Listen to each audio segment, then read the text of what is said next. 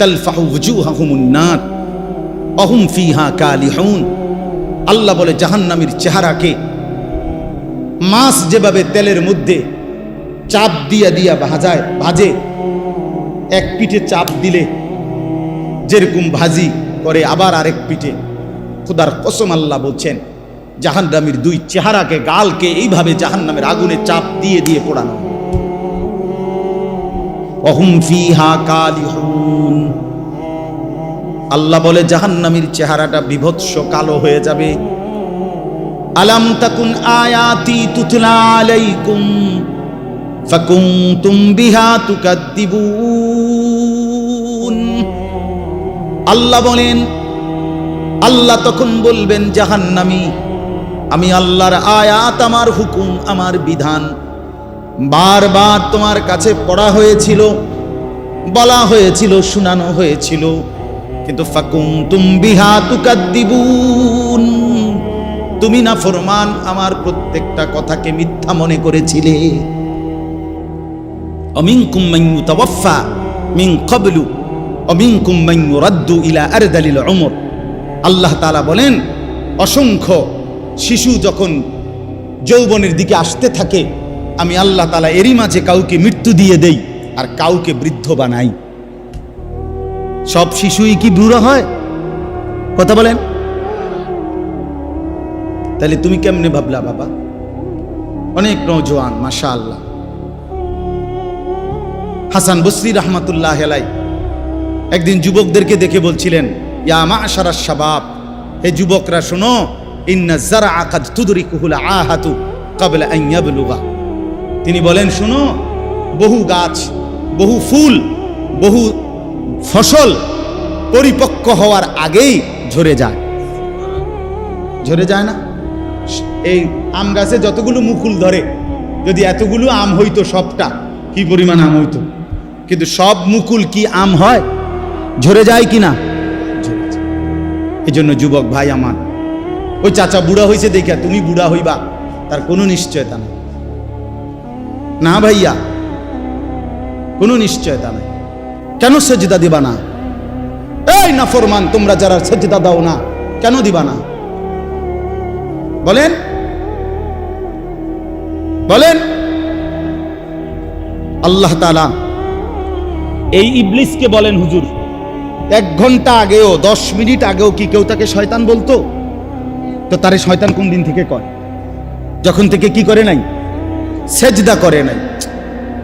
যে মিনিটে সে কি করে নাই, এরপর থেকে তার নাম কি হয়েছে? তো তারে শয়তান বলে কখন থেকে? এর আগে শয়তান বলতো? তো যে সেজদা করে না সে শয়তান, সে মুতাকাব্বির, অহংকারী।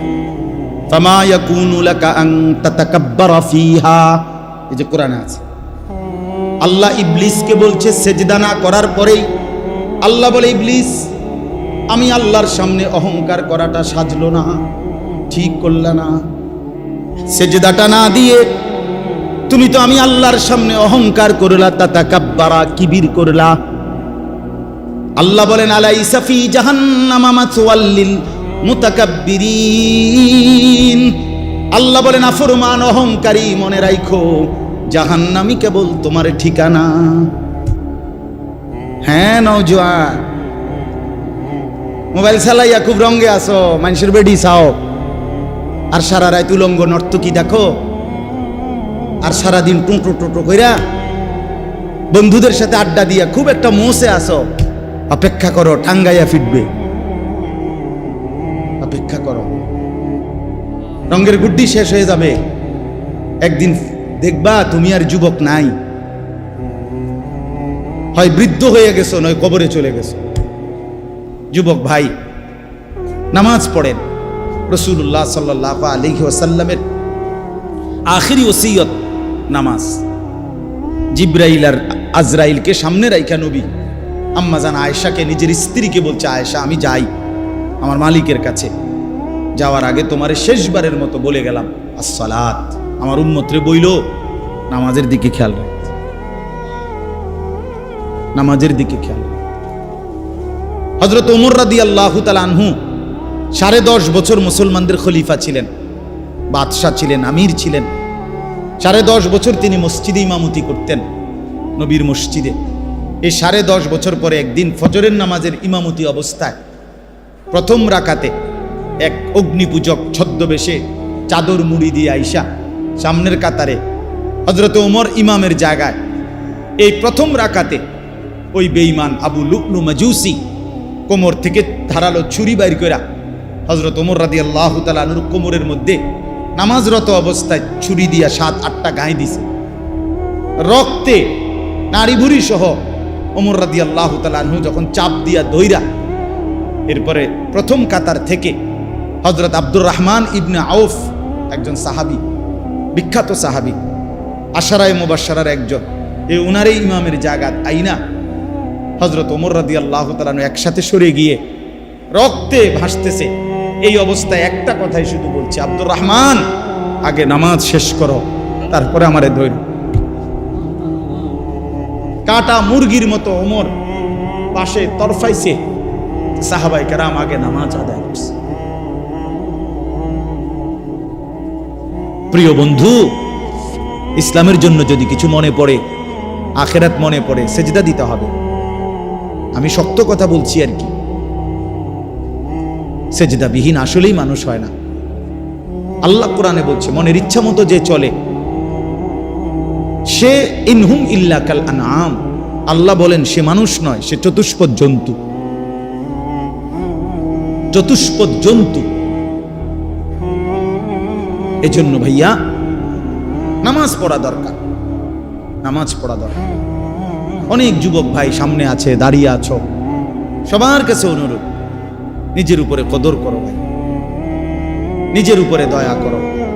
এই মোবাইল শেষ পর্যন্ত ভালো কিছু দিবে না, এই বন্ধুদের আড্ডা শেষ পর্যন্ত ভালো কিছু দিবে না, ভালো কিছু দিবে না। শেষ পর্যন্ত আমরা একাই, কবরে তো একাই, দুনিয়া তো একাই। আমরা বাস্তবতা হলে একা। আচ্ছা, আমার যে মনে করেন আমিও সবসময় ভাবি আমি একাই। আমার যদি পেটে ব্যথা করে, আর কারো পেটে ব্যথা করে না, আমি একাই। আমার যেদিন পাও ভাঙছে, সেদিন আমার বন্ধুদের পাও ভাঙে নাই, আমারই পাও ভাঙছে। আমার যেদিন জ্বর উঠছে গত সপ্তাহে, আমার সাথে তো আমার বন্ধুদের জ্বর ওঠে নাই, আমি একাই। আমি হাসলে আমি কাঁদলে আমি। আমরা প্রত্যেকে একাই মূলত। কাজেই নিজেকে ভুলে যাওয়া, নিজের আখিরাত ভুলে যাওয়া, নিজের মরণ ভুলে যাওয়া, এটা জীবনের ব্যর্থতা, পরাজয়, এটা লাঞ্ছনা। আল্লাহ আমাদেরকে বুঝ দান করে, আল্লাহ আমাদেরকে বুঝ দান করে। আল্লাহ তাআলা বলেন, ওয়াল্লাযীনা ফী আমওয়ালিহিম হাক্কুম মা'লুম। আমার প্রিয় বান্দা তারা, আমার প্রিয় বান্দা তারা যারা একথা জানে যে তাদের সম্পদের মধ্যে নির্ধারিত হক আছে। লিসসাইলি ওয়াল মাহরুম, অভাবী, দুস্থ, বঞ্চিত, অসহায়ের জন্য তাদের সম্পদের মধ্যে হক আছে। অর্থাৎ আমাকে এটা মনে রাখতে হবে, আমার যে 10টা টাকা আয়, 100টা টাকা আয়, 50টা টাকা আয়, এর মধ্যে পুরাটা টাকা আমার না। আমার এই টাকার মধ্যে একটা অংশ গরিবের আছে, এতিমের আছে, বঞ্চিতের আছে, মাহরুমের আছে। আল্লাহর রাস্তায় খরচ করা এইটা আমার সম্পদের নিয়মিত ডেইলি দায়িত্ব। বুঝছেননি আমার কথাটা? একটা গুরুত্বপূর্ণ কথা বুঝেন, কোরআনুল কারীমের মধ্যে আপনারাও শুনছেন, যত জায়গায় নামাজের কথা আছে তত জায়গায় আল্লাহর রাস্তায় খরচের কথা আছে। এটা শুনছেন না? এই কথা, এটা যাকাতের কথা আছে, ইনফাকের কথা আছে। এখানেও তো এই মাত্র বলল, আল্লাযীনা হুম আলা সালাতিহিম দাঈমুন। প্রিয় বান্দা তারা যারা নিয়মিত নামাজ পড়ে। আবার বললেন, প্রিয় বান্দা তারা যারা নিজের সম্পদে গরিব, দুঃখী, অসহায়, এতিম, ফকির, মিসকিনের হক আছে এ কথা মনে করে। তাহলে বোঝা গেল আমার সম্পদ পুরাটা, যাই আমার উপার্জন, পুরাটা আমার না। পুরাটা কার না? কথা বলেন না। আমার না, পুরাটা আমার না। এটাই আমার শেষ কথা আজকে, পুরাটা আমার না, এটা মনে রাখতে হবে। কোরআনুল কারীমে আমাদের একজন পাকিস্তানের বুজুর্গ ছিলেন, হযরত মাওলানা মুফতি রশিদ আহমদ লুধিয়ানভী রাহমাতুল্লাহি আলাইহি। ওনার একটা কিতাবে আমি পড়ছি, উনি খুব সুন্দর একটা কথা বলছেন। কয় যে সূক্ষ্মভাবে আমাদেরকে শয়তান একটা কথা ভুলাইয়া দিছে। উনি বলছেন একদিন বয়ানে, কি কয় যে পুরা কোরআনুল কারীমের মধ্যে যেখানেই নামাজের কথা সেখানেই আল্লাহর রাস্তায় খরচ করার কথা আছে। তার পরপর এই যে প্রথমেই আছে আল্লাযীনা ইউমিনুনা বিল গায়ব ওয়া ইউকিমুনাস সালাতা ওয়া মিম্মা রাযাকনাহুম ইউনফিকুন। এই অর্থ হলো যারা গায়েবের প্রতি ঈমান আনে, নামাজ কায়েম করে এবং আমার দেওয়া সম্পদ থেকে খরচ করে।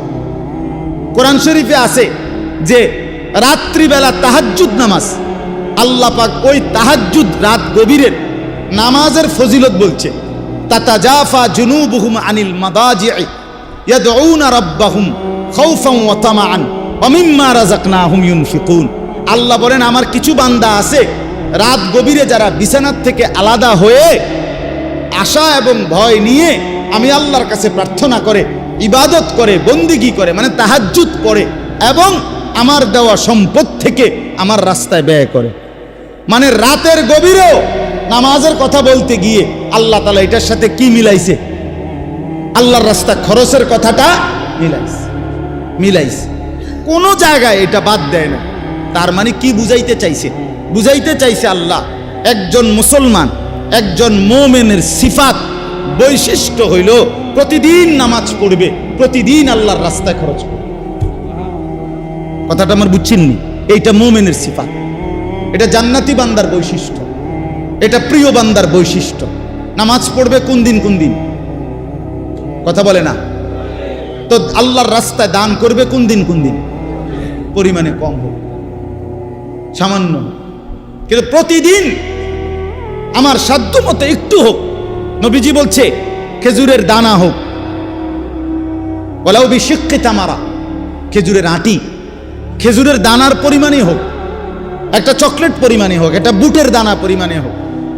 রাসূলুল্লাহ সাল্লাল্লাহু আলাইহি ওয়াসাল্লাম বলছে ইত্তাকুন নার, জাহান্নাম থেকে বাঁচো, প্রয়োজনে খেজুরের দানা দিয়ে হলেও। এজন্য বললাম এটা সিফাত বানানো চাই। আপনাদের কাছে অনুরোধ রইল, আমি আপনি প্রত্যেকেই এই গুণ, এই বৈশিষ্ট্য আমাদের মধ্যে থাকা চাই। আল্লাহ তাআলা এটা আমাদের কাছে চান যে বান্দা নামাজ পড়বে প্রতিদিন, আল্লাহর রাস্তায় খরচও করবে কোন দিন, প্রতিদিন।